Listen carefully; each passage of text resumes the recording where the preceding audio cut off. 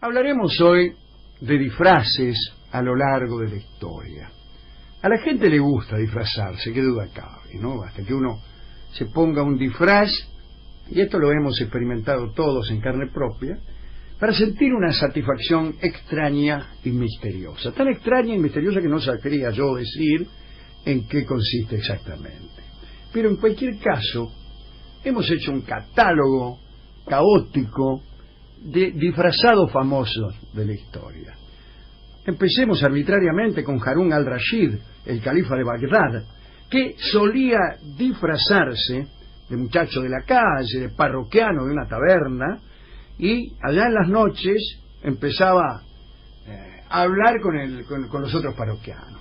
En general su tema preferido era el gobierno que él mismo ejercía. Entonces le tiraba la lengua a los otros bebedores y le decía, primero pedía, mozo, eso, dígame un cacao. Y le decía al tipo de al lado, y dice, ¿qué le parece este muchacho Harún al-Rashid? Que era él, ¿no? Y ponía cara como que él no era.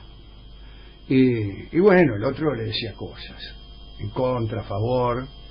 Y Harún al-Rashid tomaba nota de esos decires y los aplicaba a su gobierno. Me imagino yo que con resultados pésimos. Claro, con un testimonio ya. Con un testimonio ya, por ejemplo, decretaba la pena de muerte, sí, o encerraba a todos los que no pensaban como él, en fin. Es una tentación que todos hemos sentido, ¿no? Ser Harunes al-Rashides en pantufla, no ya para saber qué opinan de nuestro gobierno, toda vez que apenas si gobernamos nuestras míseras personas, pero sí para saber qué opinan, por ejemplo, las minas de nosotros. Eso está muy bien. Te disfrazás, te haces pasar por otro y haces una cita con tu novia. Hacerse pasar por otro y tener una cita con la novia propia es una experiencia fascinante. Sí. ¿No? Levantarse uno a su propia novia. Igual ya que su novia no lo reconozca en esa condición, sí, anticipa cuál va a ser el testimonio. Claro, claro. Y no es tampoco frecuente como puede suponerse. Pero bueno, también es cierto que las novias tienen un cierto sentido para reconocerlo a uno. Esa fragancia la conozco, en fin. Están los disfraces de Zeus, ya más allá del Harún al-Rashid y hacerse pasar uno por otro.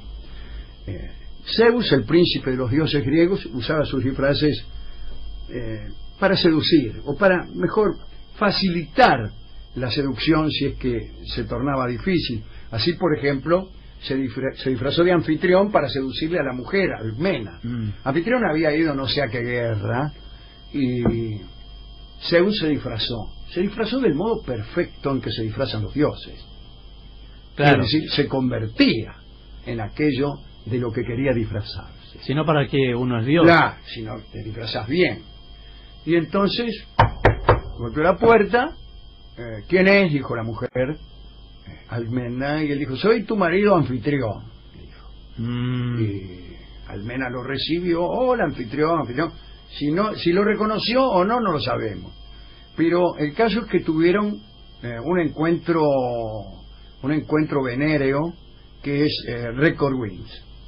Ajá. 9 noches, porque Zeus, para eso también era el príncipe de los dioses, ordenó que el sol se detuviera durante 9 días, si me permite el despropósito. Y ahí estuvo amándola a la tipo de arriba abajo, ¿no? Y hasta que se cansó y se fue. Por ahí, a los 2 o 3 días, ¿quién es? Anfitrión, dice que vuelvo de la guerra. ¿Otra vez? ¿Qué, otra vez? ¿Cómo vuelvo de la guerra? Ya viniste. Y bueno, Anfitrión empezó a hacer lo que podía. Empezó a contarle, no sabés cómo me fue en la guerra, dice. No, dice, claro que ya sé, me lo contaste anteanoche. Y Anfitrión se dio cuenta, pero bueno, no valía la pena enojarse nada menos que con el príncipe de los dioses. Después Zeus también se disfrazó de lluvia de oro para seducir a aquella que después fue la mamá de Perseo. O sea que siempre se disfrazaba, ¿no? Se disfrazó de toro, como Danae se llamaba la madre de Perseo, ¿no? se disfrazó de toro para Europa. Europa estaba en las playas de Sidón y le gustaban los toros. Y bueno, no las corridas, no, sino los toros. Se disfrazó también Zeus de cisne para seducir a Leda, de cuyo huevo nacieron luego los Dioscuros, Castor y Pólux, y Helena de Troya. Está también el disfraz de Ulises, Odiseo, ¿no? Cuando volvió de su largo periplo, no solamente de la guerra de Troya, sino de todo aquel viaje que se cuenta en la Odisea, apareció en Ítaca y, como ustedes saben, Penélope, su mujer, había sido encarada por cuanto tipo había en la isla. Todos se postulaban para ocupar el lugar de Ulises en el trono de Ítaca, porque lo creían muerto. No solo en el trono, sino también en la catrera, ¿no? Siempre hay postulantes para ocupar tronos vacantes y catreras. Pero bueno, viendo esto, Ulises se disfrazó de mendigo y entró, hizo toda la indagatoria, les tomó el peso a los tipos y, como sabemos, los desafió a tensar un arco que solo él podía tensar. Y así, bueno, mendigo y todo, consiguió derrotar a los postulantes a su trono y al catre de su mujer. Es un buen disfraz y tentador, ¿no? ¿Quién no se siente Ulises? Y quién, sabiendo que su novia tiene pretendiente, pues se disfraza de mendigo y, bueno, y averigua todo. Otros se disfrazan por causas nobles. Recuerden al personaje de Historia de dos ciudades, Sidney Carton se llamaba, creo. Era un abogado enamorado de una mujer que amaba a un hombre que era igual a él. Era su doble prácticamente. Después de muchas peripecias, es algo que ocurre durante la Revolución Francesa y durante la época del terror, el abogado Carton, en un gesto supremo de amor, viendo que el prometido de su mujer, el otro tipo que era igual a él, ¿no?, había sido condenado a muerte por los hombres de Robespierre, toma su lugar, lo va a visitar y toma su lugar en la celda y entrega su vida como última y desesperada ofrenda para que la mujer que él amaba se quedara con otro. Y parece difícil encontrar un regalo más valioso, ¿no? La propia vida, y la propia vida en lugar de su rival, solamente porque sabía que la mujer que él amaba al otro. Bien. Bueno, los cuentos ahí tienen también los disfraces. La madrastra de Blancanieves, que se disfraza de viejecita que vende manzanas y le da una manzana envenenada a la propia Blancanieves. Me acuerdo de Aquiles, disfrazado de mujer para que no lo manden a la guerra. La rubia se hizo llamar durante 9 años, Pirra, que en griego significa la rubia, ¿no? Y además fue educado junto con las niñas. Debió ser una adolescencia muy difícil la del pobre Aquiles. Y ustedes saben que hasta la invención de la fotografía, la usurpación artística era una cosa bastante frecuente. Por ejemplo, caía un tipo al pueblo y decía: yo soy Luis Miguel. Y no existían ni aeroplanos, ni fotografías, ni periódicos con fotos, ni discos. Y entonces solo venía el renombre de Luis Miguel. Se sabía que había un chico de buen vestir, que cantaba bien, y que se llamaba Luis Miguel. Entonces caía uno cualquiera y decía: buenas tardes, soy Luis Miguel. Esto pasaba mucho con los magos, con los juglares, con los embajadores. Claro, decían ser quien no eran.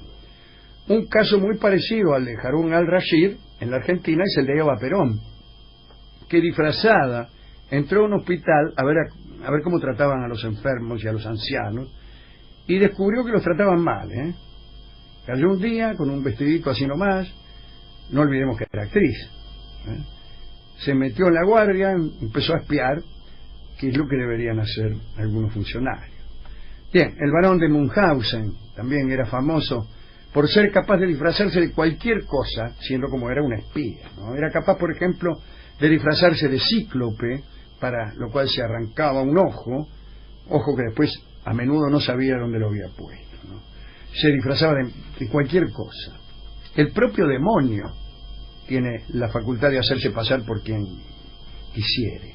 Los espías en su profesión incluyen siempre el disfraz y el engaño, y desde luego los actores, que están todo el tiempo fingiendo ser otras personas. Borges cuenta que en cierta ocasión el circo de los Podestá representó al Juan Moreira.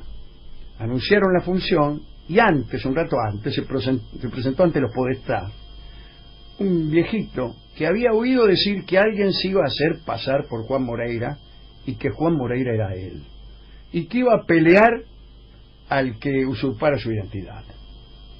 Es una linda historia, ¿no?, contada por Borges, quien tal vez la oyó de los propios Podestá. Hemos pasado lista numerosísimas imposturas, y lo que me ocurre pensar es que, siendo tan numerosos los ejemplos que se nos han ocurrido, aún sin haberlos preparado con mucho orden, debe haber muchos más. Hay mucha gente que se disfraza y se hace pasar por quien no es. Alguna vez yo he escrito sobre el arte de la impostura y hasta he propuesto una impostura colectiva, es decir, efectuada por todos al mismo tiempo. Digamos que la Argentina se finge el Japón. Nos fingimos el Japón. Cuando llegan viajeros al exterior, estiramos los ojos así y fingimos hablar el japonés. ¿Para qué? Bueno, para evitar, por ejemplo, el pago de la deuda externa. Claro, cuando vienen a cobrar la deuda externa, decimos, nosotros somos el Japón. ¿De dónde sacaron que somos Argentina? Pero si hay tantos que se disfrazan, ¿quién nos puede asegurar que cuando creemos estar hablando, por ejemplo, con Rolón, estamos realmente hablando con Rolón y no con un impostor? Claro. ¿Y quién nos asegura que nuestra novia no es, sino en realidad la tía de nuestra novia, que se ha disfrazado de ella para ver con quién anda? ¿Qué sé yo? Uno nunca sabe, ¿no? ¿Quién nos asegura que aquel que ha fingido ser nuestro padre durante muchos años no es sino un vecino que por puro chusma vino a ver de qué hablábamos en la sobremesa, y nuestro padre tal vez está cometiendo una impostura en otra parte? Bueno, quién sabe, ¿no?, si toda esta gente que está aquí esta noche en esta radio viene a ver este programa o si son en realidad espías alemanes. ¿Y quién me asegura que yo soy el que digo ser? La impostura perfecta, el disfraz perfecto, debe engañar al mismo disfrazado, ¿no? Se mira uno en el espejo y dice, soy un muchacho bueno, sincero y un buen enamorado. Y tal vez uno se ha disfrazado tan bien, ha maquillado su cuerpo y su alma de tal manera que al mirarse en el espejo cree todas estas cosas que por ahí no son ciertas, ¿eh? Por ahí uno es un traidor miserable, por ahí uno se ve lindo y no lo es.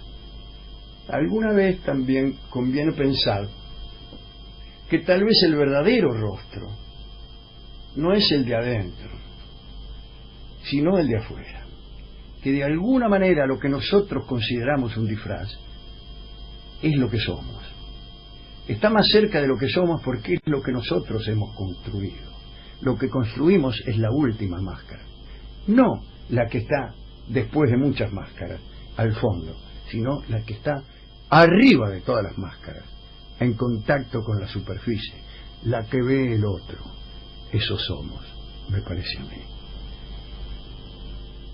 Hemos ido a la discoteca y un señor disfrazado de discotecario nos dijo que este era el disco más adecuado, incluso por breve. Es la pequeña canción que se llama Sin disfrazarme yo no puedo vivir, y que pertenece a un radiocine que se llama El inspector Bubar contra el rey de los disfraces.